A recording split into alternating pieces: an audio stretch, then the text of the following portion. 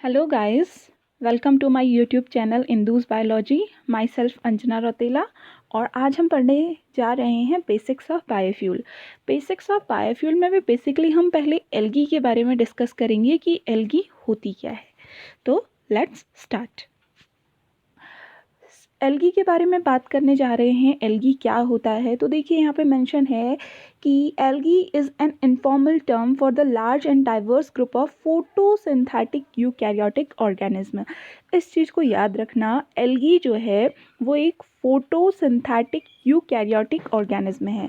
इस टर्म का मतलब क्या है? फोटोसिंथेसिस का मतलब होता है कि जो अपना खाना खुद बनाते हैं। एंड यूकैरियोटिक ऑर्गेनिज्म मतलब ऐसे ऑर्गेनिज्म जिनमें न्यूक्लियस और सेल ऑर्गेनेल्स प्रेजेंट होते हैं। तो एल्गी एक ऐसा ऑर्गेनिज्म है जो कि फोटोसिंथेटिक होता है प्लस यूकैरियोटिक होता है। दोनों चीज़ें याद रखना इसके बारे में।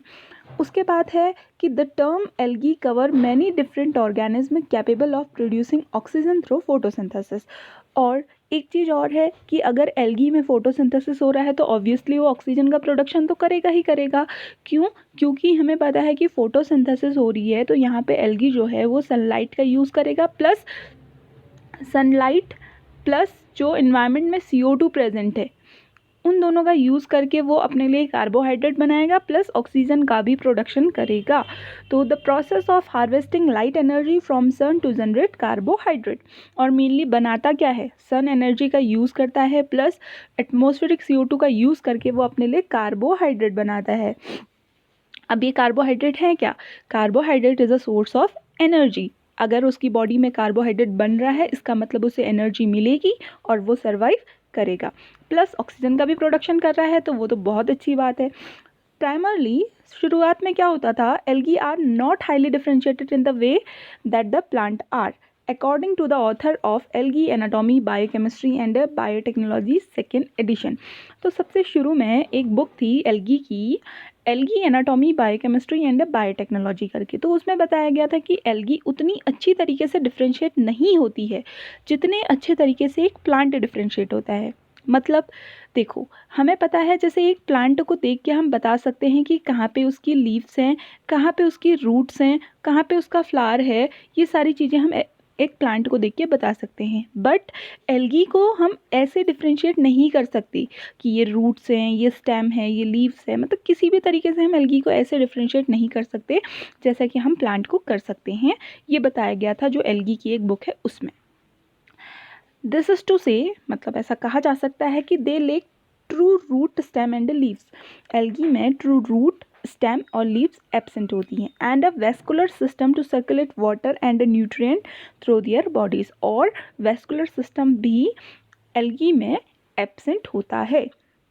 एक फर्स्ट थिंग तो हमने बता दी है। सेकेंड थिंग बता रहे हैं एल्गी के बारे में कि एल्गी होते क्या हैं। Many algae are unicellular. इस टर्म को यहाँ पे याद रखना कि मैनी एल्गी यूनिसेल्युलर होती है। मतलब एल्गी के बारे में अगर पूछा जाएगा कि एल्गी यूनिसेल्युलर होती है या मल्टीसेल्युलर होती है तो मोस्टली एल्गी यूनिसेल्युलर होती है। हम ये नहीं कह सकते कि ओनली एल्गी यूनिसेल्युलर होती है या ओनली मल्टीसेल्युलर होती है।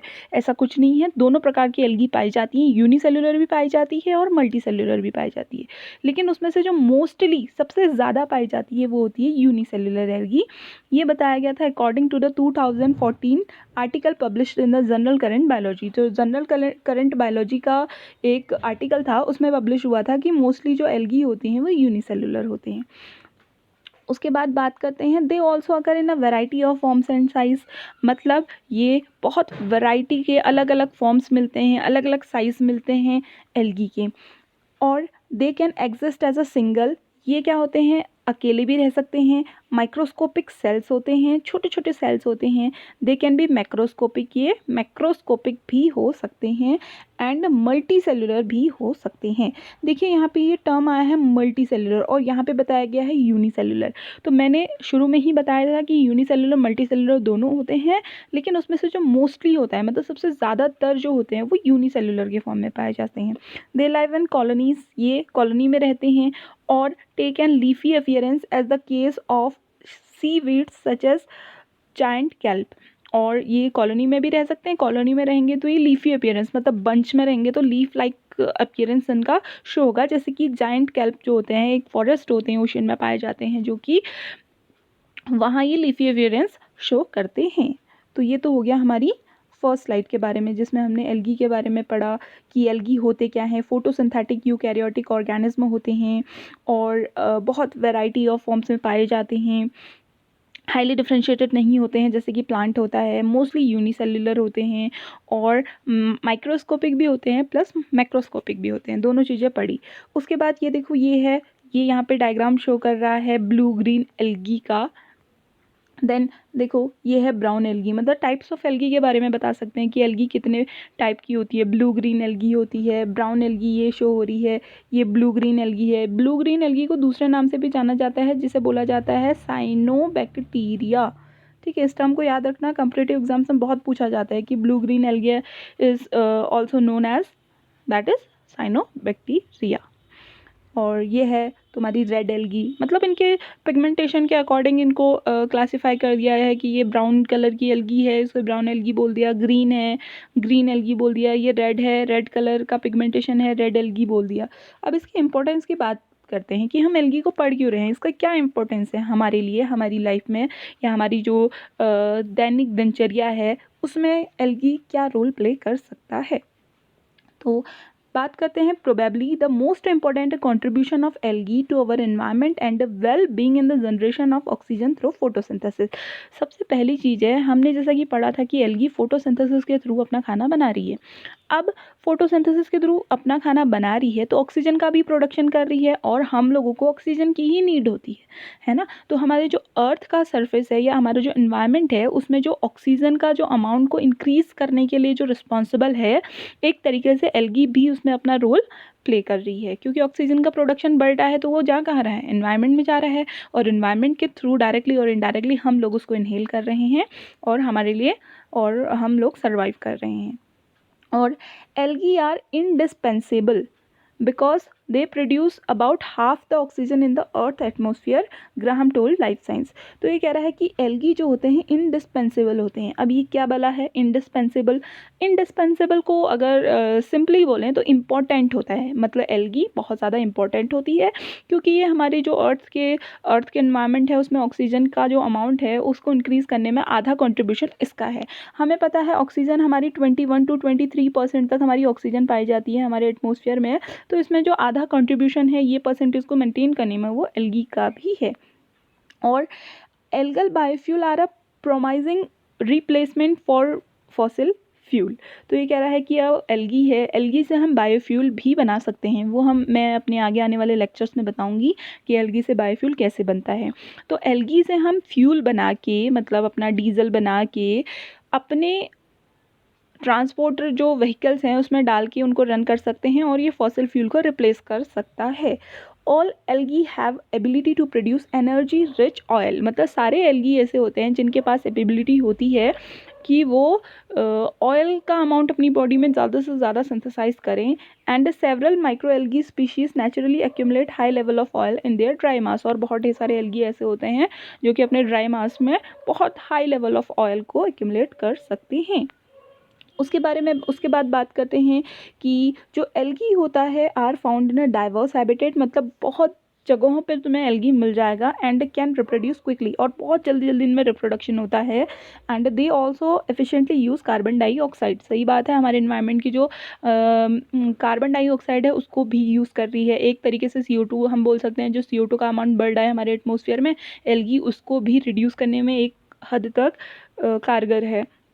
उसके बाद बोल रहे हैं कि green algae, diatoms and cyanobacteria are just some of the micro algal species. ये बात कर रहा है कि ग्रीन एल्गी होगी, डाइटम्स हो गए, साइनोबैक्टीरिया हो गए, कुछ ऐसी एल्गल स्पीशीज़ हैं जिन्हें कि बायोफ्यूल प्रोडक्शन के लिए बहुत अच्छा कैंडिडेट माना जाता है। ठीक है, तो इस वाली स्लाइड में हमने क्या क्या पढ़ा, इंपॉर्टेंस एल्गी की, ये बताया कि हमारे जो ये फोटोसिंथेसिस के द्वारा ऑक्सीजन का प्रोडक्शन कर रही है और ऑक्सीजन के प्रोडक्शन की वजह से जो अर्थ का ऑक्सीजन का जो लेवल है उसका अपना उसमें आधा कंट्रीब्यूशन अपना दे रही है एल्गी। उसके बाद बात करें कि एल्गी जो होती हैं उससे बनने वाला बायोफ्यूल जो है वो फॉसिल फ्यूल को रिप्लेस कर सकता है क्योंकि उसकी बॉडी में बहुत ज़्यादा अमाउंट में ऑयल जो होता है वो प्रेजेंट होता है। फोर्थ पॉइंट हमने पढ़ा कि एल्गी में क्या होता है, ये क्विकली रिप्रोड्यूस करता है, बहुत जल्दी जल्दी इसमें रिप्रोडक्शन होता है और जो हमारा एनवायरनमेंट में जो CO2 है उसको भी कंज्यूम करने में हेल्प करता है। उसके बाद हमने बात करी कि ग्रीन एल्गी जो हो गया, डाइटम्स हो गया, साइनोबैक्टीरिया हो गया, ये जो एल्गी हैं ये बायोफ्यूल के प्रोडक्शन के लिए बहुत अच्छी कैंडिडेट्स मानी जाती हैं। ये तो होगी इंपॉर्टेंस की बात। आगे देखते हैं कि कहाँ पाई जाती हैं। Algae are found in a range of aquatic habitats, यानी कि एल्गी कहाँ पाई जाती हैं, जो हमारी एक्वाटिक हैबिटेट्स होती हैं, वाटर बॉडीज़ होती हैं, जिसमें कि ये दोनों फ्रेश वाटर और सॉल्टी वाटर दोनों में पाई जाती हैं। अब देखो यहाँ पे एक टर्म है फ्रेश वाटर, एक है सॉल्टी वाटर। क्या होती हैं दोनों? फ्रेश वाटर का मतलब है जो रनिंग वाटर, मतलब जो रिवर का वाटर है वो तुम्हारा फ्रेश वाटर हो गया। सॉल्टी वाटर मीन्स जो मरीन वाटर है, मतलब जैसे तुम्हारा ओशन का वाटर हो गया, खारा पानी होता है ना, वही वाला, मतलब दोनों में पाई जाती है, फ्रेश हैबिटेट्स में भी पाई जाएगी और सॉल्टी हैबिटेट्स में भी पाई जाएगी। The general term algae include prokaryotic organism, cyanobacteria. अब एल्गी शुरुआत में बात करी थी कि एल्गी यूकैरियोटिक ऑर्गेनिज्म होते हैं। यूकैरियोट्स के साथ साथ एल्गी जो होते हैं वो प्रोकैरियोट भी होते हैं, और प्रोकैरियोट का एग्जांपल है जैसे कि साइनोबैक्टीरिया। लेकिन पूछा जाएगा तो बोलोगे मोस्टली मोस्टली यूकैरियोट होते हैं और समटाइम प्रोकैरियोट्स भी होते हैं। साइनोबैक्टीरिया को ब्लू ग्रीन एल्गी के नाम से भी जाना जाता है, एज वेल एज कुछ यूकैरियोटिक ऑर्गेनिज्म भी होते हैं जैसे कि अदर एल्गल स्पीशीज़। तो अगर एल्गी के बारे में पूछा जाएगा कि एल्गी बोलते किसे हैं, एल्गी होता क्या है, तो सबसे पहला पॉइंट ये बताएंगे कि एल्गी जो होते हैं वो यूनिसेल्युलर फोटोसिंथेटिक यूकैरियोटिक ऑर्गेनिज्म होते हैं। सेकेंड वन, एल्गी जो होते हैं वो मल्टी सेल्युलर भी हो सकते हैं और प्रोकैरियोट भी हो सकते हैं, लेकिन मोस्टली जो होते हैं इनके लिए टर्म यूज़ किया जाता है यूनिसेल्युलर और यूकैरियोटिक ऑर्गेनिज्म। तो आज के लिए इतना काफ़ी है। अगर आपको ये वीडियो पसंद आएगी तो उसे लाइक, शेयर एंड सब्सक्राइब कर दीजिएगा। Thank you so much.